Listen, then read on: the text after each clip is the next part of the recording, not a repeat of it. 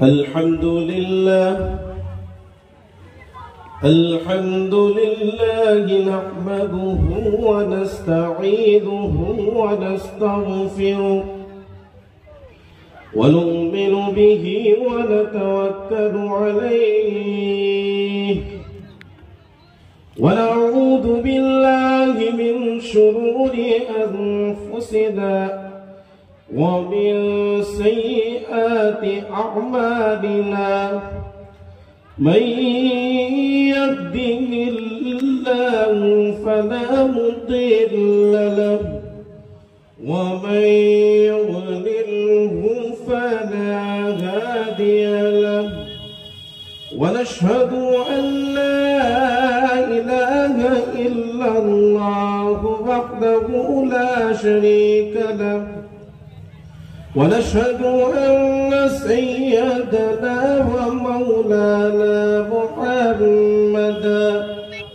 محمدا عبده ورسوله قال الله تبارك وتعالى في القرآن المجيد والفرقان الحميد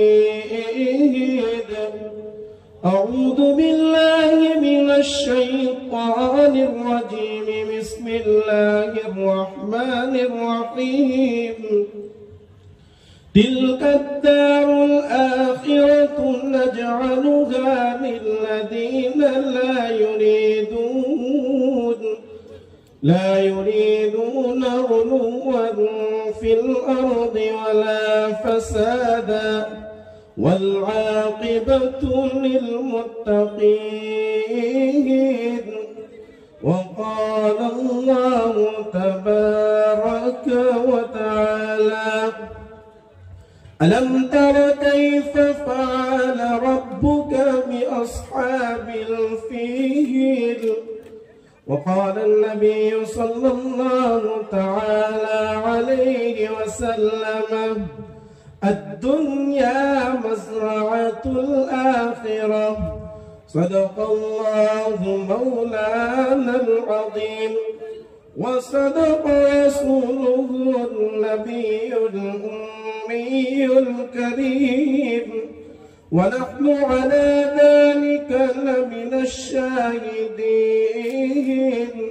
والشاكرين والحمد لله رب العالمین۔ زور سے ایک مرتبہ پیار محبت کے ساتھ درود شریف پڑھ لو۔ اللہم صلی علی سیدنا محمد وعلی آل سیدنا محمد وبارک وسلم۔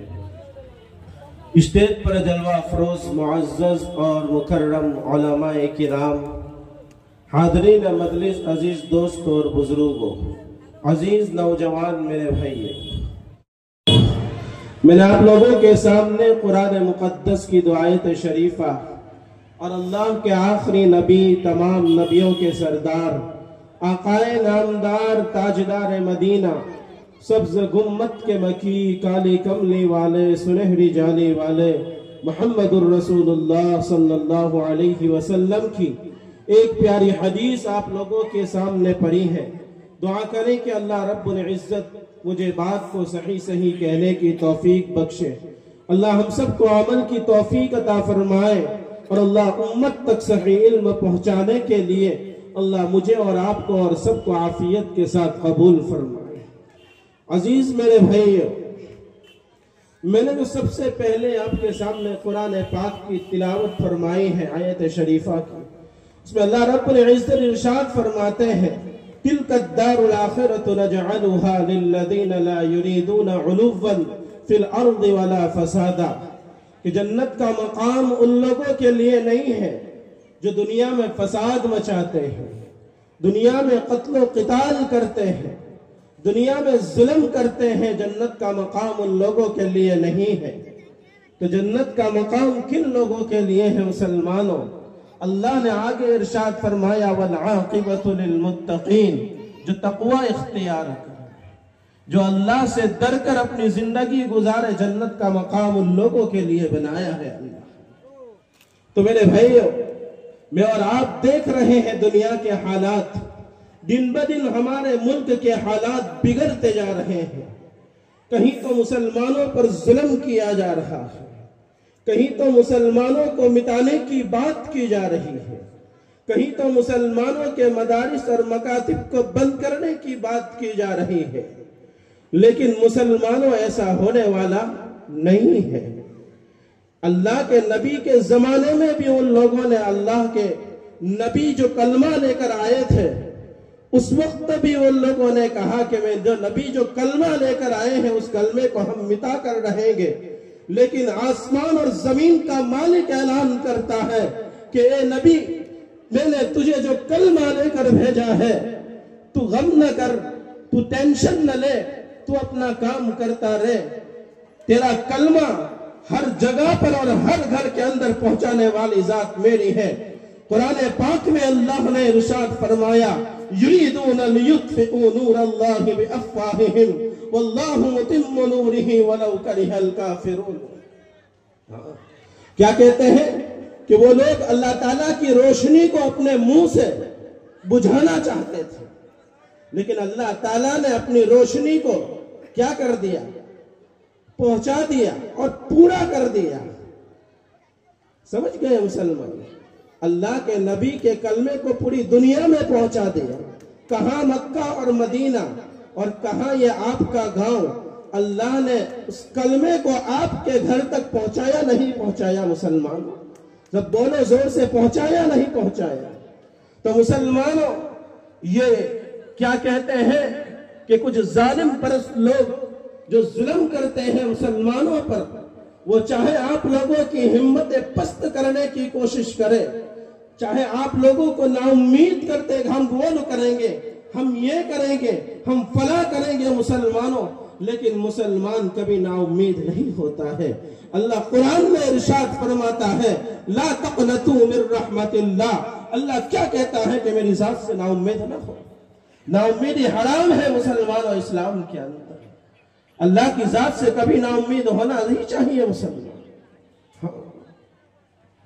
تو مسلمان تو ایک اللہ کا کلمہ پڑھنے والا ہے، ایک نبی پر ایمان لانے والا ہے مسلمانوں۔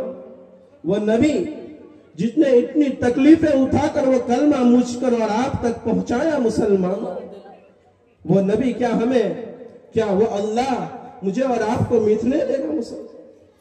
آج کتنی شرپرست قوم مسلمانوں آج اسلام اور مسلمانوں کو مٹانا چاہتے ہیں مسلمان، لیکن مسلمان مٹنے والی قوم نہیں ہے۔ تم جتنا کاٹو گے اتنا بڑھتے جائیں گے۔ مسلمانوں کو جہاں دیکھا جاتا ہے کہ داڑھی اور ٹوپی والا مل گیا، اس کو اس کا دھرم پوچھا جاتا ہے، وہ مسلمان نکلتا ہے تو اس کو پیٹا جاتا ہے، اس کو مارا جاتا ہے۔ مسلمانوں، آج یہ آج کی بات نہیں ہے مسلمانوں، پہلے بھی مسلمانوں پر ظلم کیا گیا، لیکن مسلمان مٹتا نہیں ہے۔ تم جتنا دباؤ گے ہم اتنا ابھرتے ہیں۔ فرعون کیا کرتا ہے؟ فرعون کا واقعہ آپ نے نہیں دیکھا مسلمان؟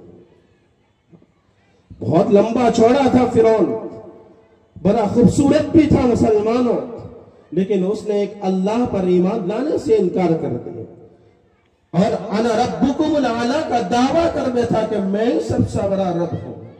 تو اللہ نے کیا کیا اس کے ساتھ؟ مسلمانوں، فرعون ایک ایسا انسان تھا مسلمانوں، 400 سال تک اس کے سر میں کبھی درد نہیں ہوا مسلمان، لیکن ایک اللہ کا انکار کر دیا اور اپنے آپ کو بڑا سمجھ لیا کہ انا ربکم الاعلی، تو اللہ نے اس کو کہیں کا نہیں دیا۔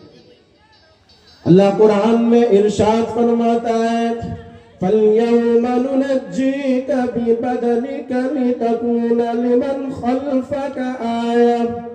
ہم نے فرعون کی لاش کو اسی حال میں رکھا ہے جیسا قرآن نے بیان فرمایا ہے۔